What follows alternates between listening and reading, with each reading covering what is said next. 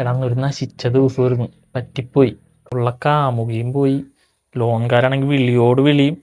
അതിൻ്റെ ഇടക്കാണ് നീ വന്ന് വണ്ടിക്ക് വട്ടം ചാടുന്നത്. എൻ്റെ കയ്യിൽ നിന്ന് പോയി. ഒരു കണക്കിനാണ് പുറത്തോട്ട് പോകാനുള്ള ഒരു അവസരം കിട്ടിയാണ്. ഞാൻ കേസ് ഒന്ന് പിൻവലിക്ക്. ചേട്ടേ, ഓണത്തിനൊക്കെ എൻ്റെ കൂട്ടുകാർ വീട്ടുകാരായിട്ട് ഓണക്കോടി എടുക്കാൻ പോകുമ്പോഴൊക്കെ ഒരുപാട് കൊതിച്ചിട്ടുണ്ട്. എൻ്റെ ഉമ്മ എനിക്ക് വേണ്ടി പണിയെടുക്കുന്ന വീട്ടിൽ നിന്ന് അവരുടെ ആരെങ്കിലും ഷർട്ടാ എന്തെങ്കിലുമൊക്കെ തേച്ച് മേടിക്കായിരുന്നു എനിക്ക് ഓണക്കോടിയായിട്ട് വന്നിരുന്നു വെച്ചാൽ. സ്റ്റേഷനൊക്കെ പിള്ളേർ 9 മണിക്ക് ഗ്രൗണ്ടിലെത്തുമ്പോഴും ഞാൻ എത്തിരുന്ന വെച്ചാൽ 12 മണിക്കാണ്.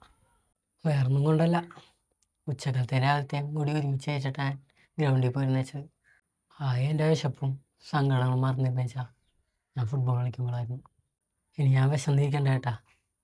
ഇനി എൻ്റെ ഉമ്മ എന്നെയും കൂടി നോക്കണ്ടേ. ഞാൻ ആ പയ്യൻ്റെ മുന്നിലാകെ ചെറുതായി പോടപ്പാച്ചു. എന്ത് മനുഷ്യന്മാരുള്ളതാ.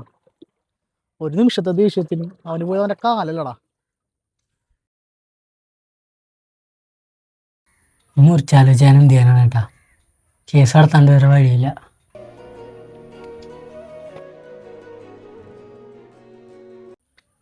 സാഹചര്യം കൊണ്ടാണ് ഏട്ടാ, ഒന്നും തോന്നല്ലേ.